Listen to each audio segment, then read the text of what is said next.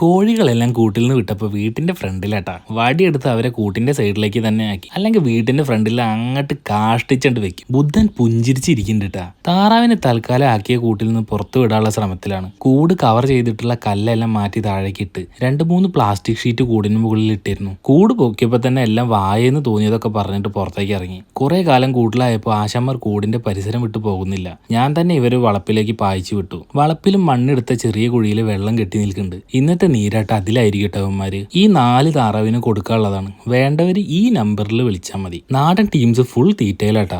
Mixed ആയിട്ടുള്ള പല ഇനത്തിൽപ്പെട്ട പ്യുവർ നാടൻ ബ്രീഡുകളാണ് നമ്മളെടുത്തുള്ളത്.